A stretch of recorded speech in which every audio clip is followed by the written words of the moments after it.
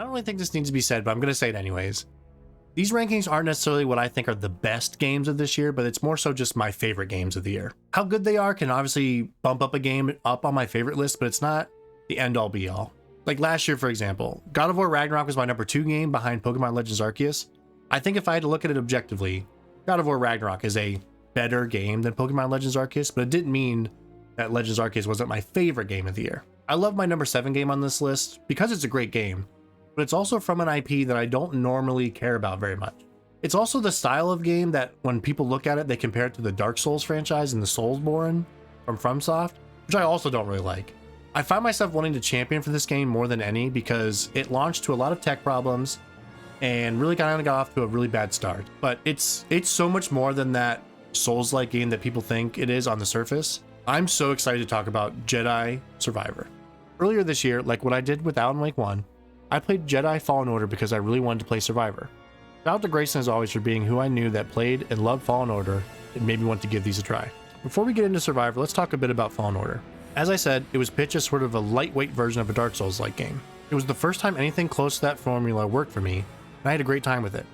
I was excited with the changes coming in Survivor, including new lightsaber stances and easier travel methods to navigate the open world planets. Jedi Survivor was everything I could have wanted in a sequel to a game that I liked just fine. It's now a highly anticipated third game in the series that I'm pretty sure has been confirmed to be in the development now. Everything I thought I needed changed or tweak in the first game was in Survivor. The combat was still challenging, but the enemies were way less spammy with their attacks.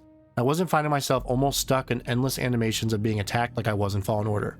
I felt more in control of Cal, the main character, and felt like combat was still challenging without having some moments that just felt like I got unlucky and died in cheap ways. The story of these games take place in between episodes 3 and 4. Cal was one of the young Jedi who survived Order 66, and he's been on the run ever since, trying to battle back against the Empire when he can, and also just trying to find somewhere he can live in peace without being hunted. This game has a classic get the gang back together sequence, and some classic MacGuffin, we gotta get the special thing to the special place or else all is lost. But the characters are great and it just works.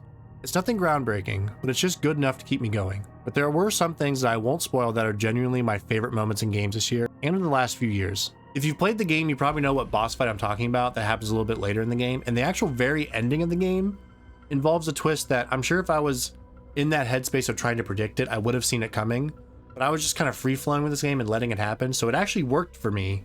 And the fight at the end was maybe the most challenging, like, hardest thing in the game I did this year that I like persevered and powered through.